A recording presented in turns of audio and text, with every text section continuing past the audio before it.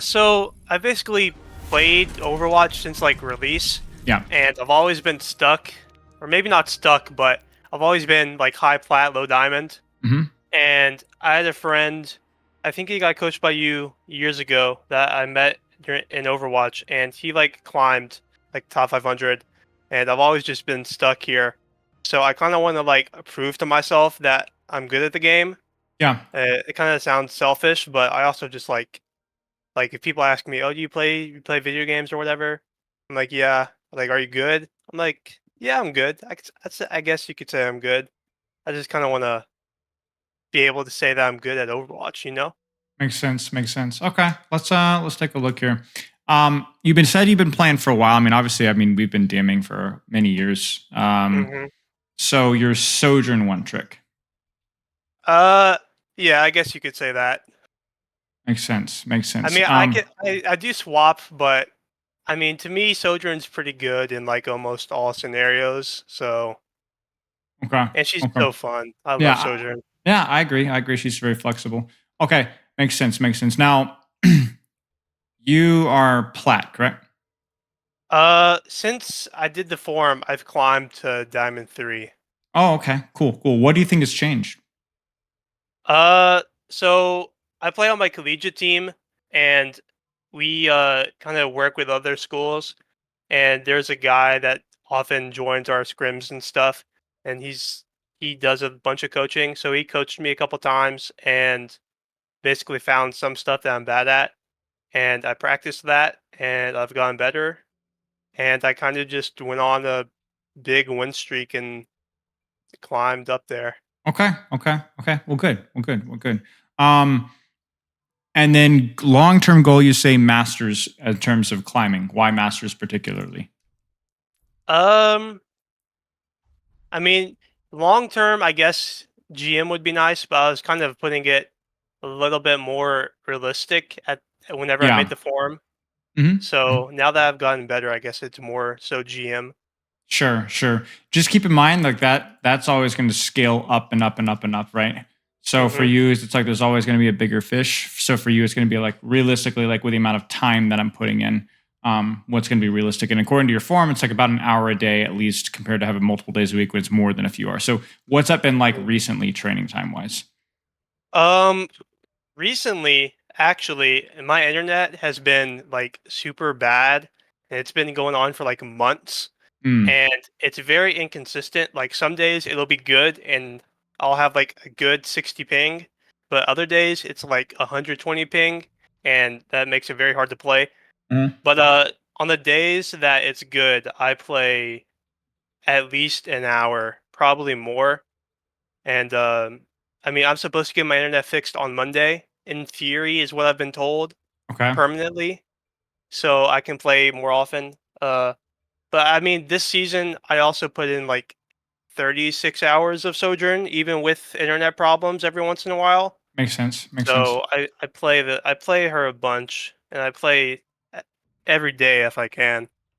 Makes sense. Makes sense. Okay. Okay. So it sounds like you're getting at least a decent amount of playtime. Probably enough for masters. Maybe more than that might be a little bit tricky, but we'll see how it goes. Now, you've been playing for a long time, and obviously, if you knew the answer to this for sure, you wouldn't be here. But obviously, you've been stuck, or at least because it sounds like this is a something that, like, in terms of improvement, that's not like a recent development. Like you've been trying to apply yourself to it for a while and just have had zero success. So you touch on this a little bit in your forum, but I'd like to hear it straight from your mouth.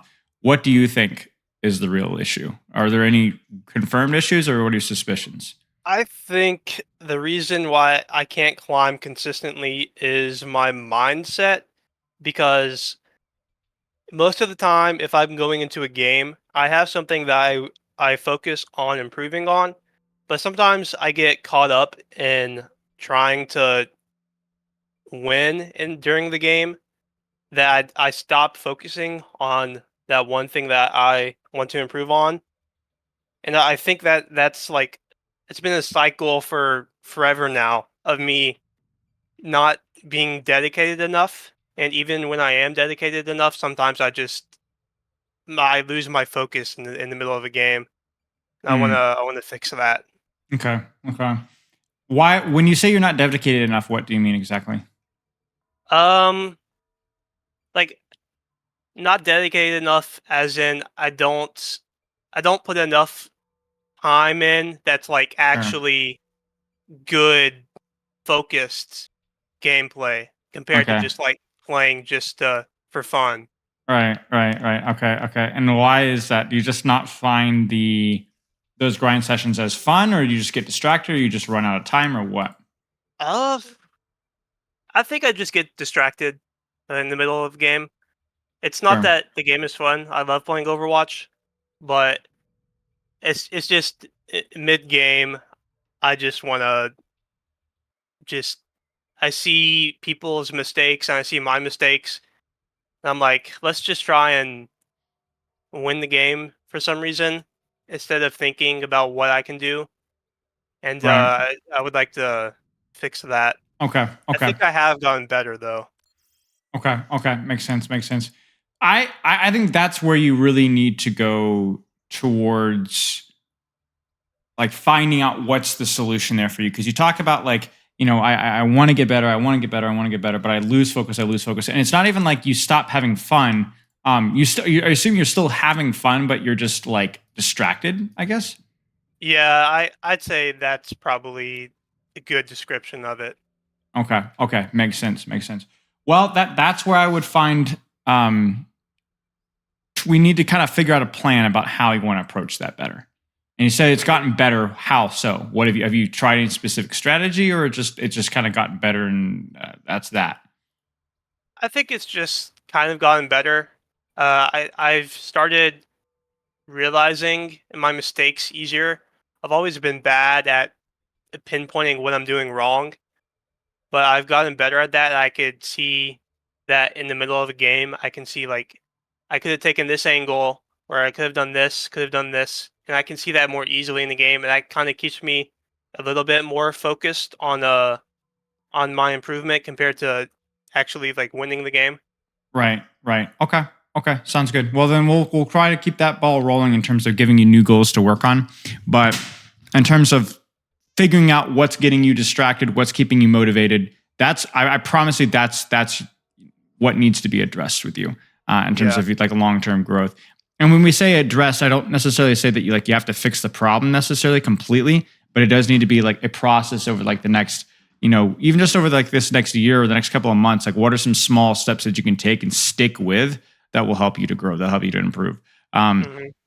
some things I would suggest: making sure your sleep quality is as high, like as close to 8 hours as you possibly can consistently.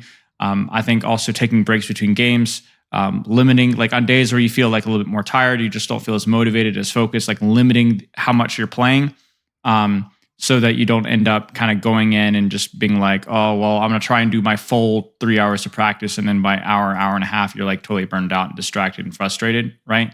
Um, that might not be the best approach either. Um, those are the things that you need to be approaching and dealing with, and trying out and seeing if they help. Uh, they might not be like night and day, but they definitely might help a little bit. And anything that helps a little bit done over the course of like months will definitely help. Does that make sense? Yeah. I also think one thing that I know is a reason why I get distracted is I'm like always in the Discord with my friends or like watching a stream on my second monitor.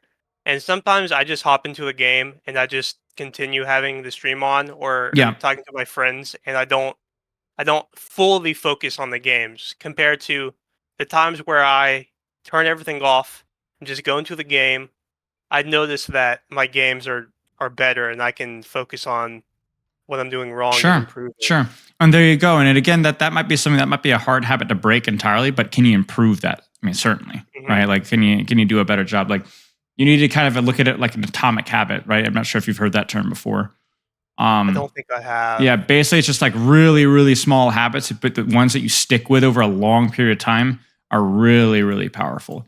The problem is that like we have this like ego to where it's like, for example, let's put it this way: like if you're a bronze player and you want to be silver, you're likely to be able to reach your goal. But if Hmm. you're a bronze player that you're aiming for grandmaster, maybe you reach your goal, but like let's say that you jump from playing like quick play 40 minutes every week, right? To like grinding like a grandmaster player the next day, you're gonna totally burn out, right? Yeah. So for you, it's like, let's just do what you need to do to get you to silver. Let's just do what we need to get you to be a little bit more focused. Let's see what you could do to get you to diamond 3 consistently and hold you at where you're at right now, or diamond 2 and so on. And then we'll cross the road about, masters and then grandmaster and so on. Yeah, of course. Because, okay. It's really easy to try and do too much and then just burn out and you start all over again. Yeah. Okay. In terms of understanding, I played the game since Overwatch from release, so I feel like I know a good amount, but I struggle to figure things out as I fight go on. I can't figure out that I think I will win in more games. Okay. Do you warm up? I do, but there are times where I just want to go into ranked, so I don't really. I usually play like 2 FFA games if I'm trying to have a good session. Mm-hmm. But I will admit that there are times where I just hop into ranked because I just want to play the game. Mm-hmm. So, but if I am having I'm feeling good, I'll play a couple games of FFA before I go into Sure. ranked. Sure. That might be something to keep an eye on. Like whether you feel good or not, just 5-10 minutes, It could be do better. You could do worse than that. But at least just like set the bar low enough to where it's like even when I don't really feel like warming up, I could just do a little bit more. Just a little bit more. Anyway, let's keep going here. Okay. Any questions so far, by the way? Not about the form, but I do want to like. There's one thing that I know I want to improve on, but I don't want to give a bunch of dedicated time to it in this like session because I want to focus on the VOD review. But Sounds good. movement wise, how do I improve from just 80 strafing? What do I? How do I get better at movement? It's not just about like knowing the perfect 80s strafing pattern, but really knowing when to move appropriately. I do have a guy or a session. Give me a second. 1 second. There's a couple of things that might be helpful for you. It's definitely more of a niche topic, but this is where I would start. But again, it's Okay. about knowing when to move, when not to move, the mirror strafing, and lots of other crap as well. But yeah, that's a good thing to check out. And the guy that I work with as well is still available. So anyway, okay, let's. Awesome. I don't really have any other questions. If you just want to get into the review, Yeah, let's do it. code here. My stream started.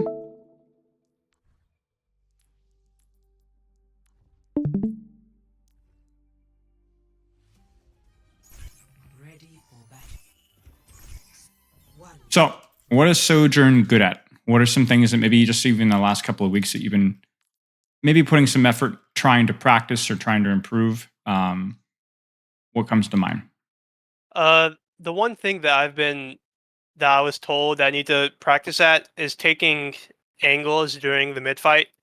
So Mm-hmm. I've been putting a lot of work into reading where I can be and where I'm most effective at.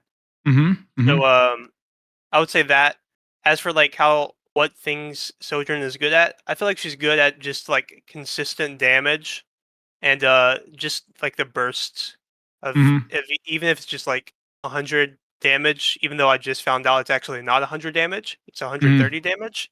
Mm-hmm. Uh like they have to move and they can't do what they want to do if they take that much damage. So I think Mm-hmm. she's good at like getting and confirming kills and like consistent damage and just like being annoying.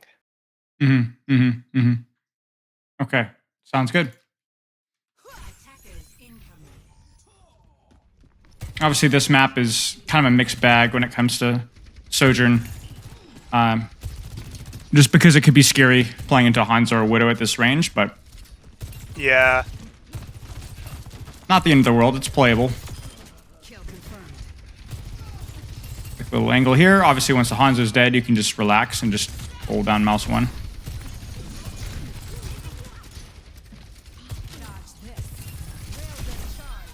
Nice. So, Noticing some rushed or missed rails so far, but mostly so far so good. Keep an eye on it. Gotcha.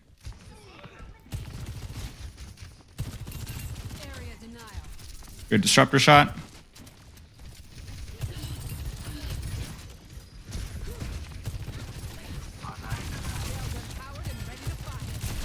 Ah, that's a good shot right there. See, that's what we want to see. I just want to see you drop from this position after you take the shot. So here,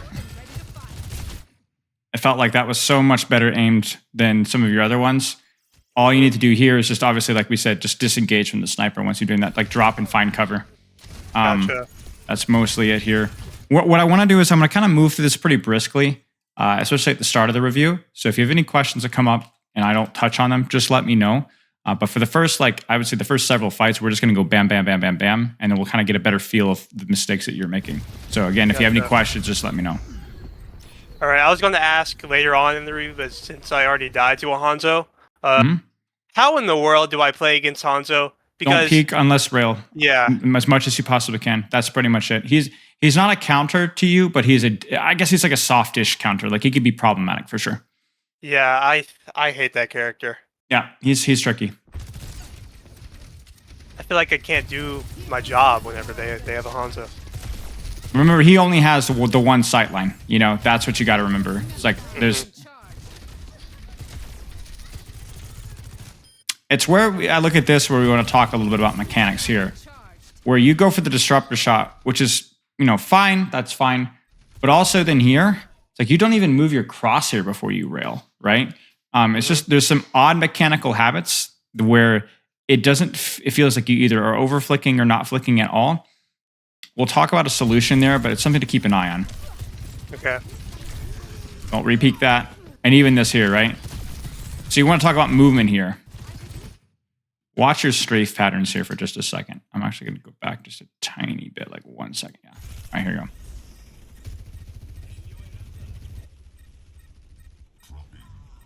So when you strafe like this,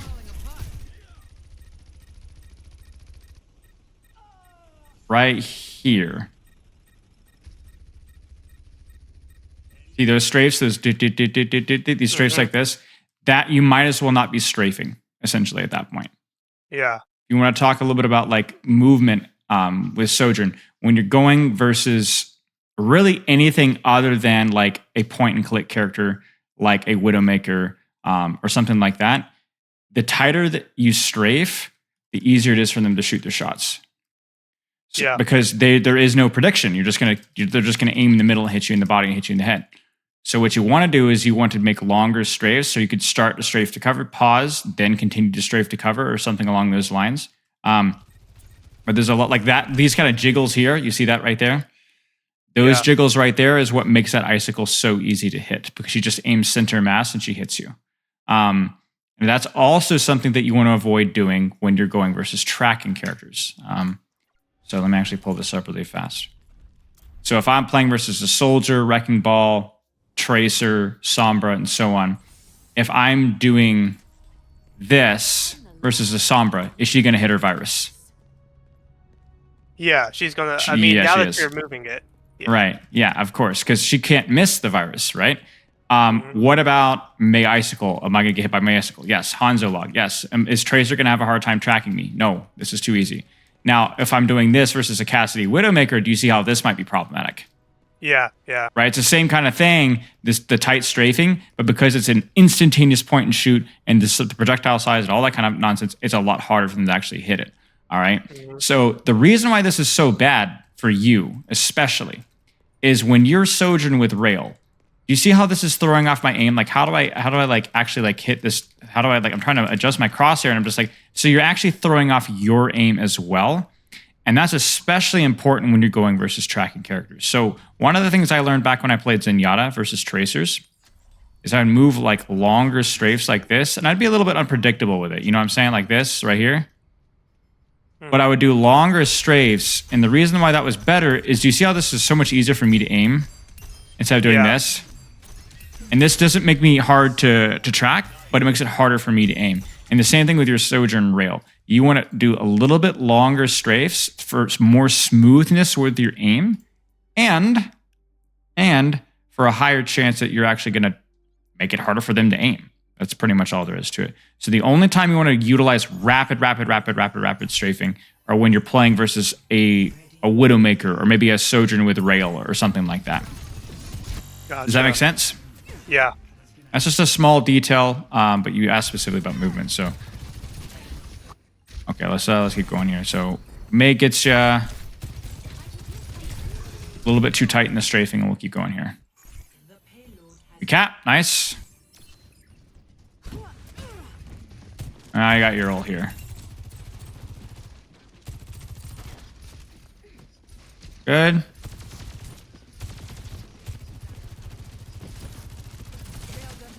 You could probably disruptor shot that if you'd like to as well. Just to kind of so one of the things with the disruptor shot is it's not just a 1v1 tool. It's I don't want them to be their tool, if that makes sense.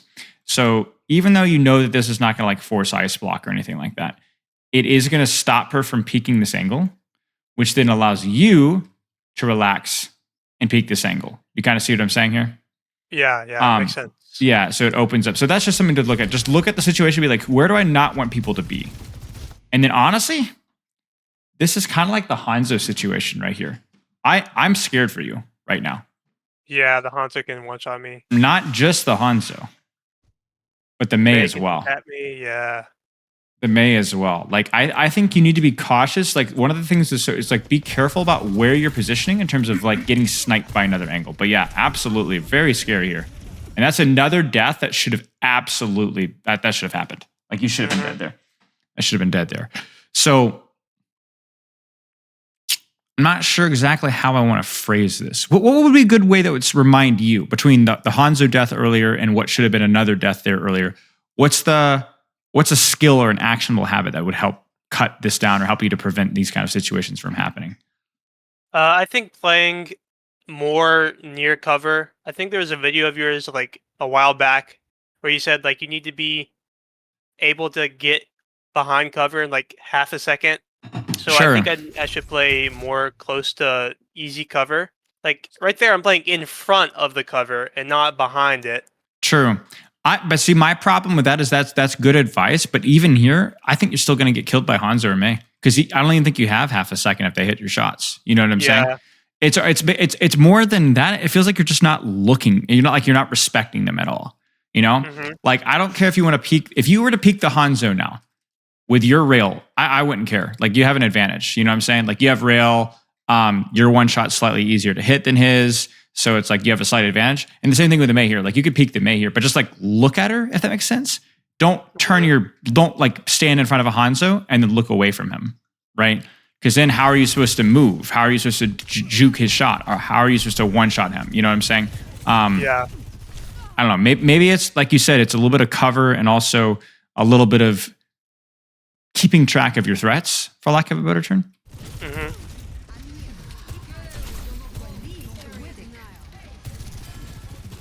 I'd retake that angle.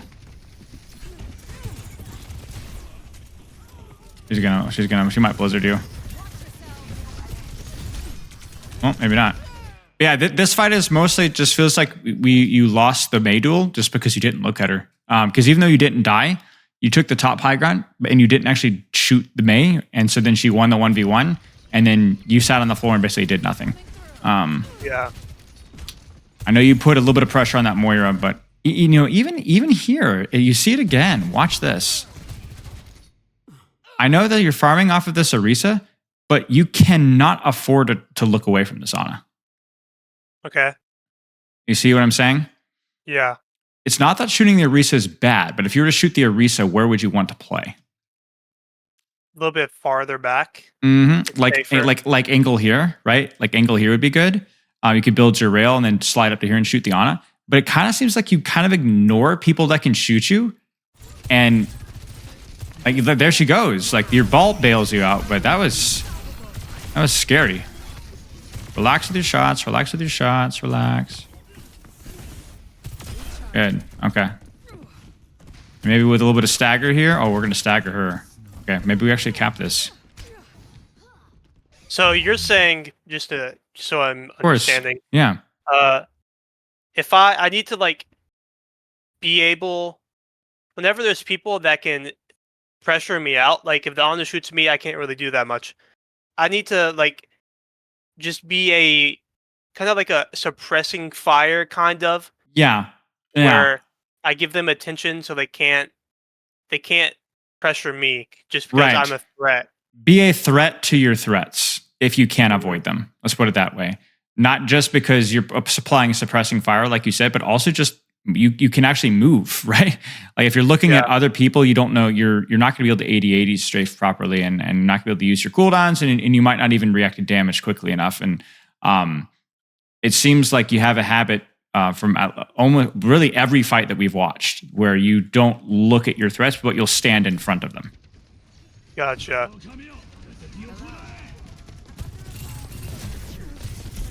You see the rail again here? Watch this.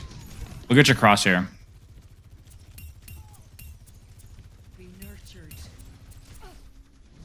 It feels like sometimes I think you need to relax just a tiny bit before you rail and actually track their movement. Because right now Mhm. it's like your brain is turned off. You're just drilling it right through the hallway, which is fine. But then you do need to make that transition to like, okay, I'm going to actually aim where I need to go.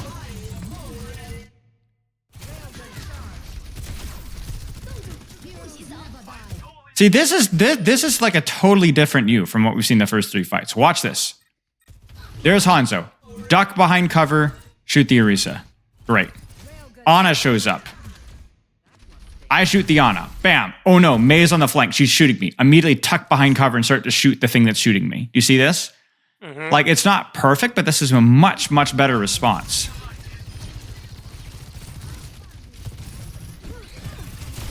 Nice.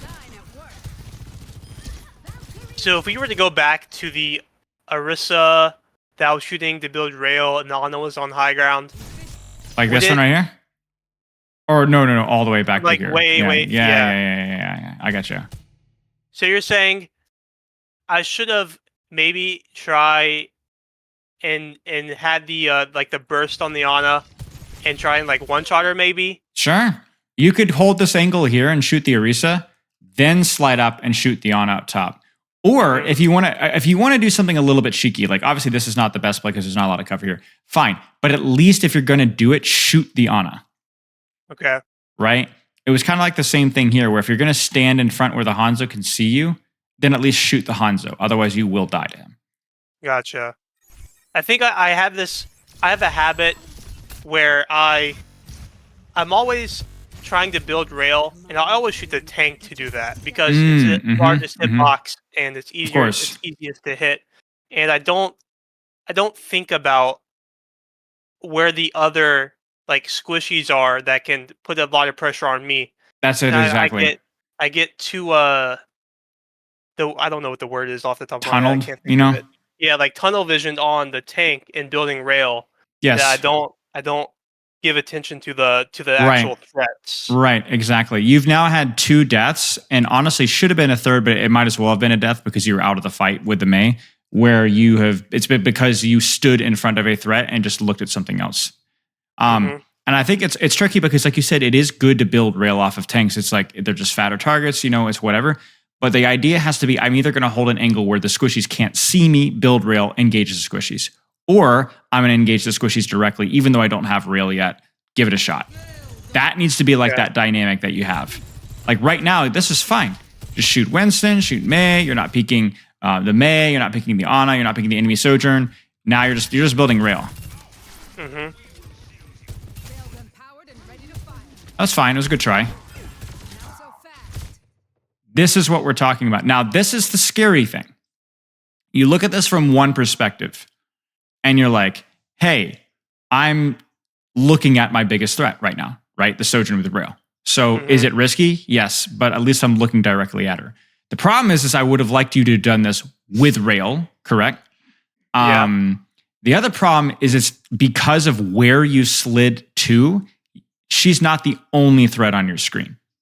You see Yeah. it, The right? Mei, the Ana. Mei and the Ana critically, right? And you can't deal with all 3 at the same time. This is where, like, if you want to, the funny thing here, and I'm not even joking, it would have honestly made more sense for you to build rail and slide up inside here with your rail and your disruptor shot. Mhm. And I mean, maybe the May walls up and chases you, but the big thing there is that would have actually made more sense. Why? Than what you're doing right now. Why? If I'm there, I have cover to play behind, Correct. and yeah, I just have cover. It's scary, but it's in theory an isolated 1v1, at least for a short period of time. Whereas this immediately opens yourself up to vulnerability. So you probably are going to need to drop. Yep, there it is. Ana's already shooting you, and there you go. So just be careful. Keep an eye on that. See here, I might just try and bait some attention. That Sojourn was scaring me. Yeah, I got you. Again with the rail here. So I say about every 2 rails, one of them just feels rushed. Let me show you this one right here. Here's your crosshair, and notice that it doesn't move again. Mm-hmm. The problem with it not moving, especially at this distance, is you're making that transition from leading your projectile shots into hit scan. So you see where your crosshair is? Yeah. It's not on her. That's good. It's good. But it needs to be on her for your rail. Mm-hmm. You kind of see what I'm saying? Now, you might have been assuming that she was going to continue to move to the right, but that's not like a habit you want to get into. You need to put your crosshair on the target, click the shot. Yeah. Makes sense. And so that might be something that you can train in that warm-up that we talked about earlier. Honestly, you could even train it in Vaxta, where if you want to see something embarrassing, this is what I would recommend to improve this habit. And if it makes you feel any better, this is probably the most common Sojourn mistake because her weapon play is extremely difficult. So what I would say is do something like this and do this for 5-10 minutes every day. Almost in place of deathmatch, honestly, where you're going to go build your rail, maybe not even full rail, right? And then you're going to be like this, right? And you see that extra, like, it was obnoxious. You see how long it took me to shoot that? Like, I took an entire second, but that's okay. Right? That's what I want you to do. Like practice shifting from projectile to hit scan. Exactly. And do this for 5 or 10 minutes, you know? And so what you'll do, and do it with different ranges, different hitboxes, right? And just practice that over and over and over again. 5-10 minutes, get yourself in the habit. And what you'll do is as you improve, that delay, I want you to shorten it. Honestly, even when you practice it, you could start by making yourself wait a full second. And then the 2 or 3 minutes in, make yourself wait half a second. And then at the end, try and do it almost instantaneously. Make that little flick, right? And obviously, like if you see the problem is that like people will watch like really good Sojourn players and like, man, there's no hesitation at all. It's because they're really good at practicing that transition, and that takes a lot of practice. Do you think I should do it from a long range like this, where it's a super long sight line, or should I do it more close ranged, or I think a little bit of both. I'd say a little bit of both. I wouldn't try to like overthink it. I would just like go in the Vaxa code and just aim for targets that are close and then far, then close and far, and just like mix it up. Okay. Yeah. And I'd only do it for like 5 or 10 minutes because Vax is really boring. So just, boring practice is tough sometimes. And like this is just painful, right? Like you just need to relax. Because even with your ultimate, it's like, relax. You got to wait for it to charge up anyway, right? So you're here, you're shooting at 70, 80. It's so much wasted opportunity here, you know?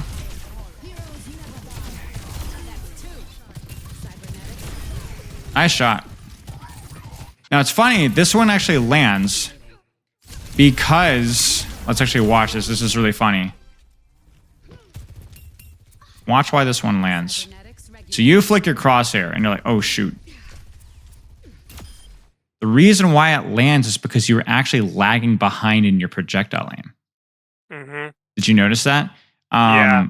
And because it was closer range, the projectile was more like hit scan. So you'll find that you probably have less of this issue in closer range duels because projectile at that point is almost hit scan.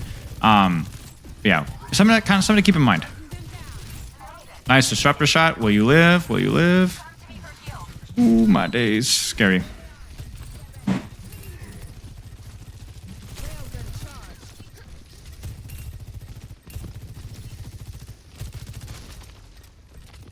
This is a tough choke to break. You just have to hit the shots when you give them the opportunity, and obviously, make the slides.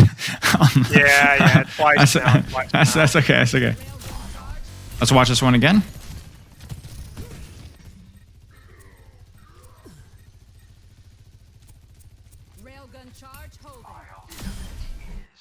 It felt like there was a little bit of a crosshair adjustment there, just a little bit right before you led the shot. So that was good. That's good.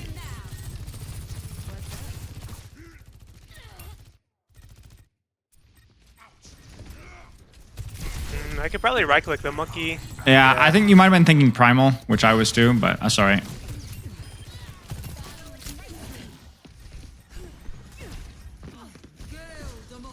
Okay. I would throw my disruptor shot here as well. Here's what you can do with your disruptor shot. Think about it this way. If you disruptor shot this Ana, you might only get like 40, 50 damage on her with it.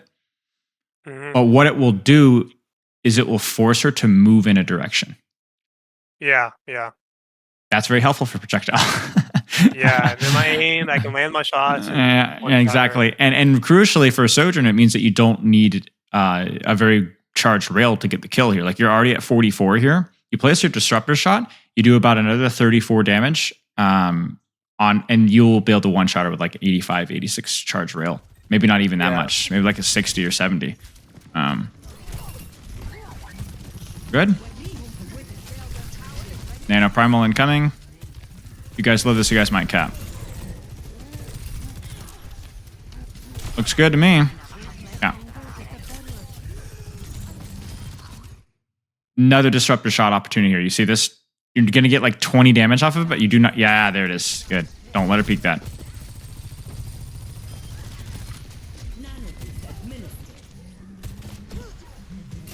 Nice. Nice. Yeah, this has been good. I think your disruptor shot usage has been okay. Relax.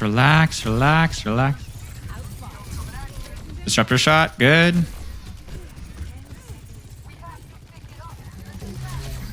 You see it again. You see it again here.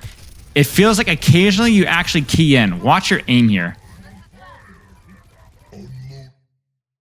I can tell you're thinking about your flick because your crosshair doesn't move. Look, you would look at this, you're like, oh, my aim is terrible. But you know why your aim is terrible right now? Because you're thinking hit scan. Yeah. Right? Yeah. You're about to flick. So this is like but the only thing difference here is I would say you don't necessarily need to keep shooting. All right. Okay, what do we got here? Again, there, very rigid, transitioning into hit scan. What a disaster. Okay. That's going to be it. Okay. So here, what are you seeing so far? What are some details and what are some big things that need to be cleaned up specifically in your gameplay? Definitely the transition from projectile to rail. Mm-hmm. Also just like chilling out and lining up my shots. Yes. I think those are the big two. Yep. Also the threats. Yes. Putting pressure on them so I don't get pressured out. What I would do is I would look at the enemy composition and I would just pick somebody to track. Like you look at this comp, they're going to make it easy for you here, right? They're only going to have Sojourn May that are really, really threats on you, right? So let's do this. Don't forget where that Sojourn's position. Try to take an angle that plays around whether she has rail or not, right? Yeah. And just focus on that one at a time. Even an Ana, right, could be annoying. So, all right. Any questions so far? I don't think so. Okay, let's keep going.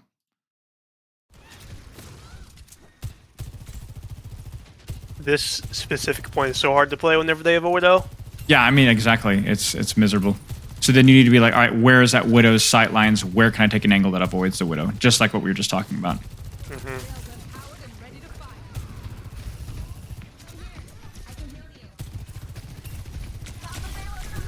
Little bit of a transition to hit scan there. Again, it felt like you put your crosshair still and then didn't quite flick, so just keep an eye on that.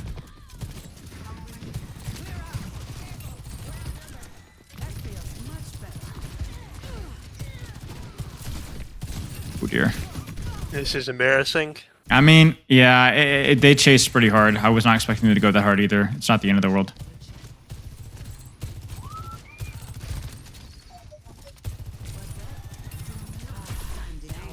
Relax. I gotta hit. You gotta hit those. Yeah, you gotta hit those. And it all comes down to relaxing and allowing your brain to make that transition. Because even if you don't make that transition properly, at least you'll learn it and you'll get better and better and better the more. Because you don't want to build the bad habit of rushing it, right? That's what we want to avoid. Nice. Like, look at this.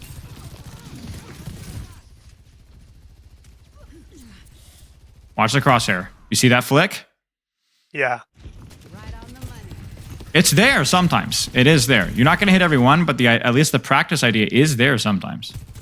Yeah, it's the close range ones I think that are. Yeah. Yeah. I think it's because honestly, it feels like you're flicking to the head is what you're doing.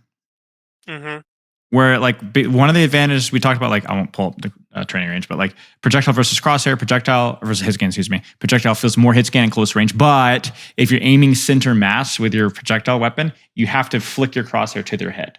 But at like long ranges, maybe because their head's so far away, you don't feel that same need to like move your crosshair as much, so you end up just kind of like lazily just smashing it. Yeah. Yeah, so I make every whether close or far, make everything feel exactly the same. Shoot, flick, shoot, flick. And that delay between the shoot and flick is very important for you right now.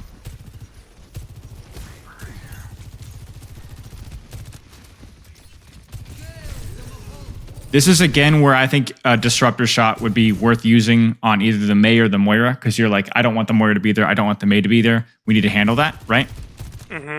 Also, it happened again. You see it? Yeah, the Mei. I'm not shooting her. You're not shooting her. Now, I would say that, again, if you want to shoot the Junker Queen to build rail, that's fine. But you cannot do this where the Mei can see you. Because you don't know whether she's shooting you, you don't know how to move. Look at how easy you're just kind of like standing there.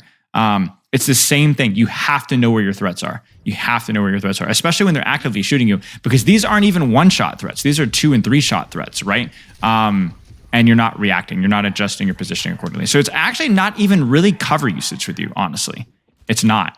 Although I think that's always helpful. It's just, you just forget or don't pay attention to people that are shooting you. That feels much better. I think it's the idea that rail. I need to have rail ASAP every single fight. Yeah. I think what you were saying about like, hyperfixation on the tank when there are other targets that are like actively engaged on me might be what's causing this problem. That might be something to keep an eye on, because it's like, it's great there to build rail off of the tank if you can, but building the rail like 30%, 40% slower, but like actually putting good damage on a Mei and keeping yourself alive, I think it's probably worth it. I think it's probably worth it. Because I looked at that, if we look at this fight again, like what's the angle that you can take? Well, that's too far. What's the angle that you can take where the Mei can't shoot you? And I'm not really sure, to be honest with you. Like maybe you could deepen your angle to like here, but there's not really an angle that you could take where the Mei can't shoot you right now, right? So just, you got to shoot her. You just have to shoot her. Yeah, you have to shoot her, right? There's no way to avoid it and focus the queen. Okay.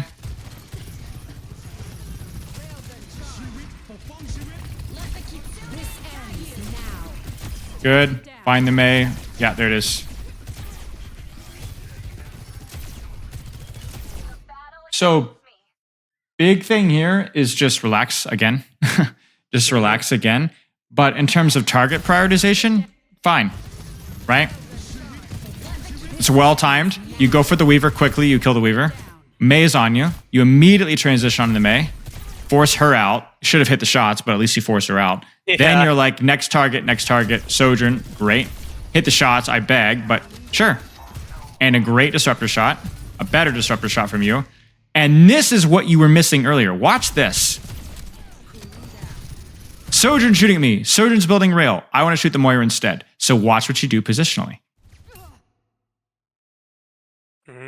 That's all. This is what you've been needing, right? This is what you've been needing before.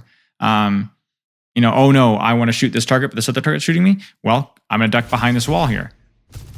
Yeah, I think I was a little lucky here because the cover is right there, and the Moira is in the sight line. True. I think I'll have to like think about it more to. But to be fair, I can shoot tanks. You did slide to a position with cover. So it gives you options. You know, you were thinking ahead here. I mean, there's a reason you slid here, you know what I'm saying, and not here, right? So I think give yourself a little bit of credit here. Again, your crosshair does not move at all. Transition from projectile literally does not move at all. Not a millimeter.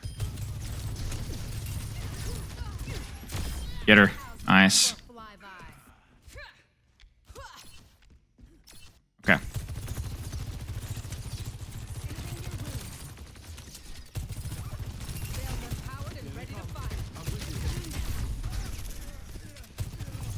Find cover, find cover, find cover. This is a fat disruptor shot, by the way. That is a disgusting disruptor shot. In terms of zoning value and damage, I would be using that ASAP. Good, good, good, good. I was trying to aim it a little bit behind them, so if they back up, they walk into it. I got you.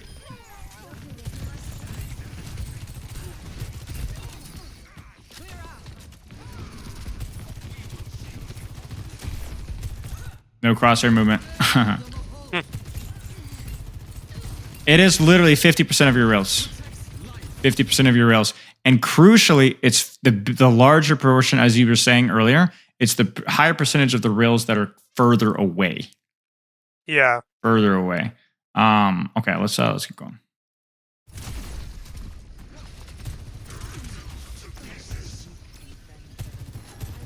Disruptor shot that if you want to. Because I think you're like looking for like 1v1 value, but even here, if she's holding an angle on your tank, just be like, nope, you can't play there anymore. Just keep in mind the value of that. Yeah. It's not bad to hold it if you see an opportunity later, but like right now you could do it again. I think too much about myself with disruptor shot. And not about my teammates and how they're being pressured. Sure. This is the mistake again. He's right there. You look at him, watch him walk up close to you. And you're like, oh, I gotta build rail, shoot screw. No. You have to look at this guy. You have to. Either you look at this guy or you rotate away and rotate away from him, right? Like this is like the dive equivalent of the same mistake, right? It's not like you're not gonna get like one shot by a Genji across the map, but he will. You're not. It's like looking at a tracer on a flank and be like, okay. Anyway, back to what I'm doing over here. It's like you got to deal with this guy. There it is. There is. You guys that's the exact same mistake again, and it's the same mistake where it's like farm the tank from the tank, look for squishy, and they should have killed you. 12 HP. But even just like the fact that you had to leave the angle, and there you go. That was good.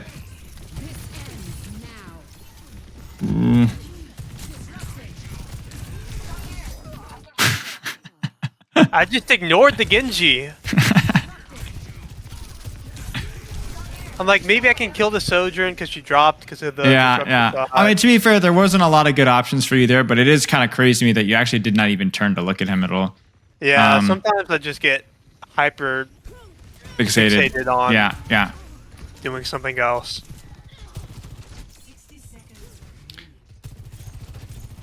Good.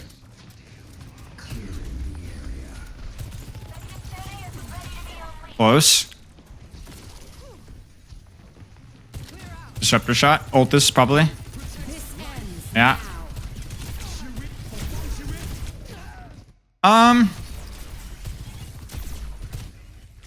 This one was just tricky because of the lack of cover right where you ulted. Maybe even sliding into here would have been safer than where you were, because even though it's a more aggressive angle because it has cover, it means that you don't have to like play this game here. You kind of see what I'm saying? Yeah, it's just that. Just slide to cover. Just slide to cover. Yeah, and obviously, the aim could have been better too. Okay, let's keep going here. Yeah, I think this is interesting. I've never like this is a new issue to coach, so. I think your insight when it came to like, it feels like it's a symptom of that focus tank to build a rail and then ignoring other things, I think is insightful. You could use disruptor shot here if you wanted. I think it was a little far away in my mind. I thought that. Yeah.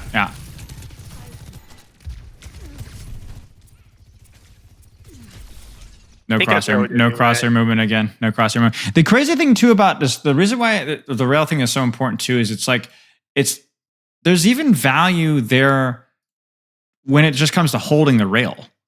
You know, it's not even like this. You know, there is obviously, if you get a rail, use the rail when you get a chance. But just even the fear factor of you having rail, that provides a lot of pressure on the enemy team. I wouldn't necessarily try to do it a whole lot on purpose necessarily, but it's something to consider, you know? So like you look at that right there, like you just holding rail. First off, it's like allows you to actually aim the ability better, but also it's like, what is the aim team going to do? You know, how are they going to react? Kind of seeing what they do might just give your team an advantage without even hitting the shot.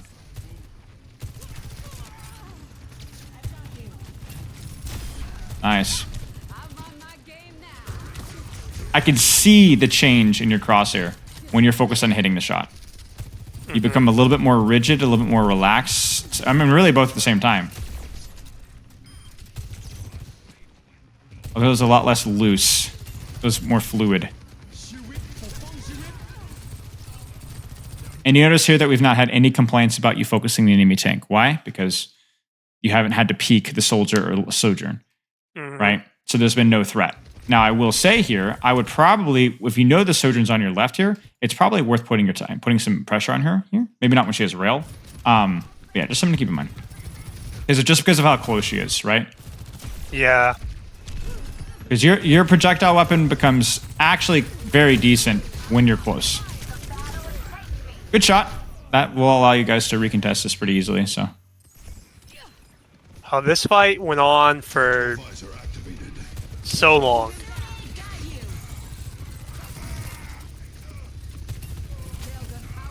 Yeah, your team's ult combo is disastrous. Oh. All right. Do I Hear me out. slide there? Yes, you do. Yes, you do. Yeah. Just because of what this is. If my team was playing back here, then I'd say probably no. But if you see your team engaging, match their engagement, slide in, go for it. And you know what you do is you get a 4K. Blam! Yeah. With a collat. You know, obviously I'm kind of... With a one shot. Yeah. Good disruptor shot. I mean, the angle is initially fine. I don't know that I'd slide away from that. I think you're probably okay. Just disengage.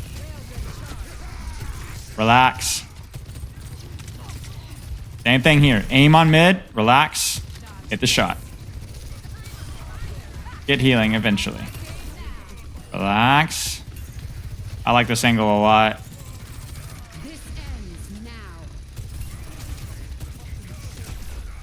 And if I hit that Malgo, we win the game. Like, straight up. Yeah. There it is.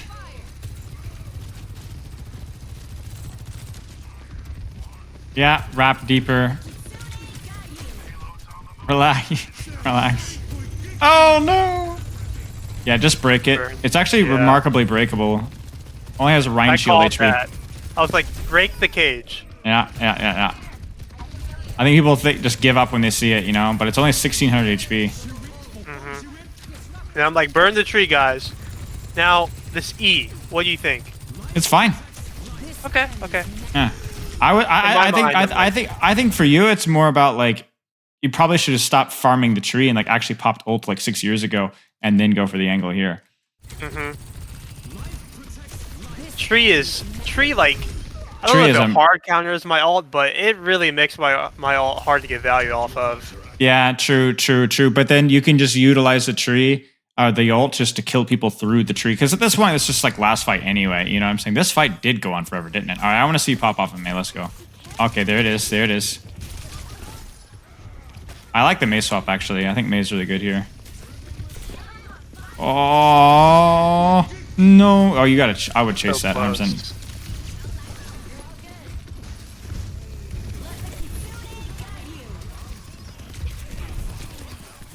Huge. Stay in the Moira. Good. Malga just won the game. Just straight up here. Yeah. That's tragic. Wait, do you guys... We lose. Wait. No, you don't. You get a massive blizzard. Here it comes. Oh, you probably should have stayed in block longer, honestly. Yeah, I actually think feel that you could agree to that one a little bit. Okay, yeah. Anyway, all right. Let's take some notes here. Let's take some notes. Yeah. So we talked more about mechanics than I would have expected, but I think it's worth putting time into. And again, I want to emphasize that like more important than anything else is sorting out like what's going to allow you to keep focus better for more consistently. And also I want you to do like at the same time without like ruining the fun. You know what I'm saying? Because like the quickest way to like ruin your consistency is to make the progress boring, right? Mhm. So that being said, in-game stuff, what needs to be practiced? I need to slow down on using my right click. Slow down on using rail. Transition, projectile, to hit scan. Can practice this in ranked and in Vexta. What else? I need to keep track of my threats and shoot them sometimes. Enemy threat and position. Shoot them. Watch the tunnel on enemy tank habit. It's sometimes killing you. Yeah. Yeah. Literally. I think that was mostly it, frankly. Yeah, I think I think disruptor so, too. shot was like, you know, there's some micro with disruptor shot. I mean, you can always improve your disruptor shot usage. In I terms think of I'm like, pretty good at it. I think but that's I like don't my think it was best bad. part. I think so too. I think that's probably your best part. I think your ult timings were fine too. I don't think your slide usage was bad. I think more those are the two details you need to improve at, and then like slightly improve your overall approach to like how you're playing, and again like slightly improve being the key term. Like don't like go like, oh, it has to be like perfect, super exactly, because again that's going to lead you to burnout and not being consistent. Mhm. So yeah, okay. Any questions? Yeah, I have a few map specific questions for Got it. Sojourn. Dorado, first point and second point attack. How in the world do I play them?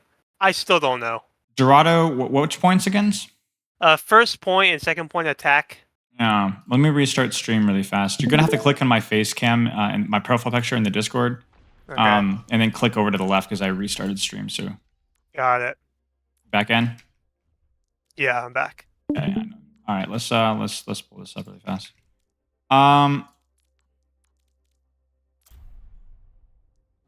Let's see. There we go. We're in this. So yeah, obviously a tricky point. I would say the best thing you could do is you can off angle here, pressure, build rail. You can even rotate to here. And again, like choose which sightline you have. Once your team gets any space, if they get any space, you can make this transition to here. Obviously, you know that. Just make sure that you tuck in towards cover. You know, you've got all sorts of options here. Breaking, I assume you're talking about attack. Yeah, attack. Yeah. This is probably your best option here. And then if you're able to rotate to here, this is good. And then crucially, once your team gets out through this choke here, holding this angle is really broken. Okay. I don't think people need to abuse this. Like you need to be basically just abusing this angle here as much as you possibly can. I doubt any of this is revolutionary for you, but these are your best options. If it makes you feel any better, first point Dorado and second point attack Dorado are really miserable. Yeah, and Nimbani first was the other one I was going to ask about. Oh gosh. Group with your team, look for soft off angles, build rail. That's it. Okay. Unless you have a mercy pocket, you can't really hard flank. I guess you could hard flank if they're playing like hard sniper comps, but like actually you just have to kind of group like with at least with the support, right? And hopefully the support, like maybe you could take an angle with the support. Like let's say you have like a Kiriko, Mercy, Brigitte, Zenyatta that wants to take an angle with you. That's great, but like otherwise you might have to be playing a little bit grouped up with your team and then trying to like build rail and so on. The only thing I will say is if your team on Numbani first point attack like groups up 5 and tries to push out that choke, if they're running like Bastion, May, Junkrat or something like that, where you're never going to break the choke, I'm not going to lie with you. Just take your own solo flank. Okay. If you look at that and you're like, it is a lost cause trying to push up top. Now, if you guys have like Bastion, May, Junkrat, maybe it's doable, but like then it would literally be better for you to like hard flank and like just totally troll and hopefully pull attention and just live and like distract, grab a health pack, hide, slide a health pack, distract and hide, then for you to group up with your team there. But if your team goes like in the low ground, you know what I'm talking about, right? Or rotates underneath, like through the mega, like underneath it, that might be okay. For here, Angle here is okay. You can always angle on point here. If you're able to rotate into this area over here, this angle isn't bad. There's really just not a whole lot. You just basically, I'll keep pushing card and try to shoot people that are pushing card. And then if anybody peeks, just light them up. Again, if you have Mercy Pocket or your team does rotate high ground, go with them. But you really can't go by yourself, especially into any sort of snipers, because you don't have any support. The other thing you can do here is, can you not the super jump tech? Yeah. Okay, you can do it here. Eventually, surely. You can actually do it here, and it will allow you. You can't do it over there because it's too high, but you can do it here. Yeah, it's a little too high. Yeah, surely You I'll almost get got it. Almost got it. I almost got it. Almost got it. Almost got it. Here we go. There we go. So yeah, you could do the super jump tech onto this high ground, which is like more for defense than for attack, but it's worth knowing either way. But yeah, honestly, there are not really any good solutions. I will say if the fight devolves here, if you can, for whatever reason, get over here, this is a much better angle for you. So many people get stuck here. This is just dead zone. Don't get over here if you can. This angle is way, way, way, way, way better. And honestly, if they're not playing like super, super hard brawl, this angle is okay too. Just don't end up in any dead. Basically, the TLDR with Dorado is find short angles with cover as best as you can. Never, ever, ever stand out in the open. Never, ever, ever just stand out in the open on cart. And honestly, don't worry too much about high ground on attack because you're just not going to be able to control it unless you absolutely wipe them. Then maybe you could like do this, rotate all the way up to high ground. It might work, but that's a minority of situations. Make sense? Yeah, yeah. Okay. Any other questions? Dorado's, so I hate this map for this character. Yeah, it's not great. It's not great. First point is fine, but those first two are... well, the problem is that the verticality for your character isn't all that useful here because you can't reach a lot of the high grounds. And then you have snipers to worry about a lot in this map as well. So it's like the worst of both worlds. Yeah. Any other questions? The like a little tiny thing is like I think my disruptor shot is pretty good, but my timing, I don't really think about my timing. Do you think I should like put some time into thinking that through whenever I'm playing? Sure. And yeah, I mean it's a really easy thing to work on. So yeah, sure. Like if you ever like I've been grinding the other 2 points. I wanted to try something like a little bit light today. Just work on something easy. Just be like, hey, disruptor shot timing. Is the fight starting? Okay, then I use my disruptor shot first available opportunity. The thing with the disruptor shot is it's not that hard to time well. You just have to ask yourself, is the fight starting? Okay, then I can use it. That's it. Okay. What do you think about using it kind of pre-fight, but basically putting it on an angle that denies like a widow or a Hanzo? Yeah, I mean, that's fine. If you think that like, okay, the fight's about to start, I throw it there, the Hanzo wanted to take that angle, now you can't, then yeah, sure. Like you basically, here's the thing with Disruptor Shot. You probably have all the information that you need to know about using that ability correctly already in your head. So all you need to do is like analyze each situation that you use and be like, okay, what should I do here? What should I do here? And then you'll be fine. And you'll probably be able to spot mistakes when they happen. Yeah. I think that's something that we've talked about so many times before in some of my videos, and there's been a lot of discussion with other people as well. And you've probably been thinking about it a lot yourself as well, that like you have all that you need to do that. I mean, it's not a hard ability. It's so good though. It's so underrated. It is underrated. It's just like this, like people always think that like it doesn't get the full ability value, so it's not good, but it doesn't need to get the ability value for it to be good. Nothing is better than just denying an angle and they can't do anything. I'm like, they can't play the game. I can play the game. Yeah, it's really good. So good. It's really good, and it's even better when they decide to like brute force it and make it work anyway, and you just look at the damage numbers rack up. I had one the other day I saw one of the reviews we did where it was like it hit like 4 people and did probably 150 damage on all 4 of those people, and it was like I think it was like 25% or 20% ult charge. I was like, it was absolutely insane. It's like one of those old Genji deflect clips, from 2017. But yeah, okay. Any other questions? I think that's it. All right, that I wrote down. Okay, well, if anything else